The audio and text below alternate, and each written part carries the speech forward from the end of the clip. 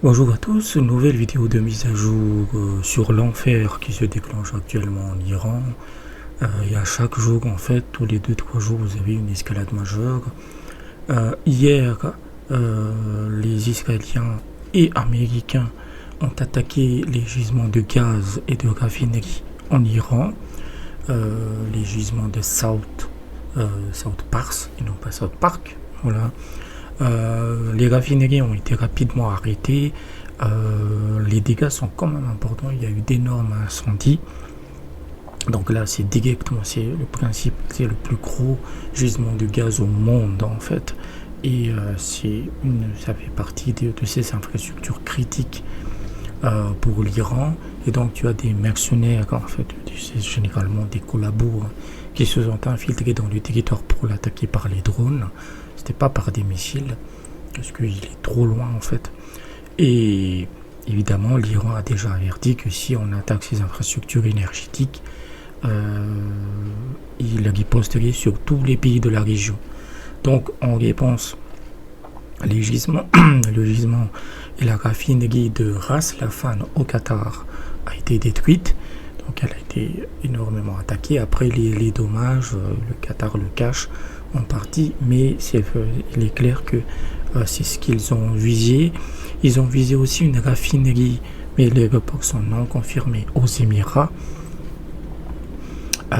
Et donc, ça a fait exploser le prix du baril de pétrole. Il faut bien comprendre que le vrai prix du baril de pétrole, c'est celui qui se négocie à Dubaï ou à Oman.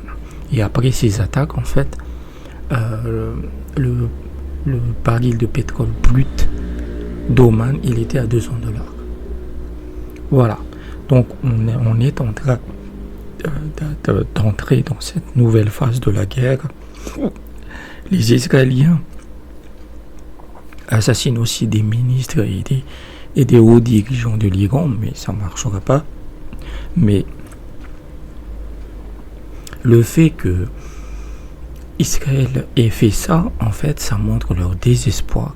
C'est-à-dire qu'ils n'attendent même pas d'attendre les nouvelles phases de l'escalade.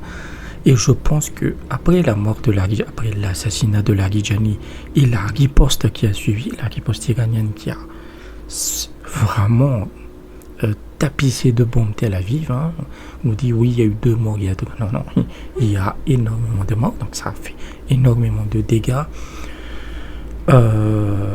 Vous avez aussi les forces spéciales iraniennes qui commencent à faire des opérations directement dans le territoire juif. C'est très peu connu, mais ça existe. Et je pense qu'ils ont buté, donc les Iraniens, ils ont buté des personnalités très importantes en Israël. Et c'est ça qui a déclenché cette rage, parce qu'ils n'arrivent pas à faire effondrer le régime iranien, ils n'arrivent pas à le faire bouger. Et donc c'est une espèce de... Voilà, on va tout cramer en fait. Voilà, donc c'est catastrophique. Donc la nouvelle normalité, ce sera une énergie qui sera très très chère. C'est ça ce que cette attaque montre.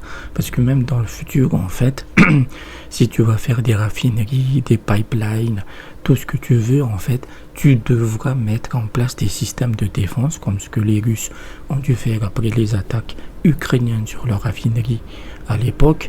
Et donc ça a un coût qui augmente. Le détroit d'Ormuz ne sera jamais plus gratuit aussi.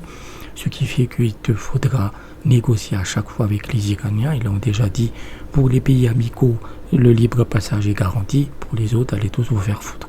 Donc la nouvelle normalité, il faut oublier le temps d'un baril de pétrole à 60-70 $. Ça ne reviendra plus. Minimum sera 120, 130, 150, etc. etc. Donc ça va avoir un impact énorme sur l'économie mondiale. Trumpy se trouve du cul, se lâche, a tenté de blâmer Israël pour cette attaque sur le gaz iranien en disant qu'ils avaient attaqué sans nous consulter. Je dis, c'est la chose la plus stupide qu'on puisse dire. Les Israéliens ne lèvent pas le petit doigt sans l'autorisation directe des Américains. Voilà, donc c'est pour tout en fait. Donc ils le savaient très bien Il le savait très bien, en fait. Il n'a rien fait. Et ce que disent tel ou tel média, c'est soi-disant pour mettre la pression sur l'Iran. Et quand l'Iran a réagi, genre dans l'heure qui suit, bah, il a rétropé. Mais ce mec est vraiment le pire des minables, quoi. Il a rétropédalé en disant que maintenant, Israël, en tout cas, n'attaquera plus les infrastructures énergétiques iraniennes. En revanche, si l'Iran attaque, cette fois on allait y aller à fond. Attaque les infrastructures iraniennes les infrastructures énergétiques des pays du Golfe. Donc à chaque fois, en fait, ils essaient de tester l'Iran, de pousser l'Iran, mais ils n'ont toujours pas compris depuis un an, en fait, c'est que l'Iran ne bluffe pas. Quand ils disent on va vous attaquer, si vous faites ça, ils l'attaquent dans l'heure qui suit, en fait. Donc voilà, c'était vraiment le fait marquant. Évidemment, les échanges de missiles et de drones continuent. Les pays du Golfe essaient de se rassembler avec l'Égypte et autres, même la Turquie, pour essayer de trouver des solutions. La solution, foutez dehors les Américains. Foutez les Américains dehors, foutez les bases américaines dehors et vous serez tranquilles. Mais bon, ils sont beaucoup trop serviles pour prendre cette décision. Donc voilà pour la vidéo d'aujourd'hui. J'espère que... N'hésitez pas à liker, n'hésitez pas à vous abonner si vous avez des sous. Les dons ponctuels et Patreon sont disponibles dans la description. Je vous dis à bientôt.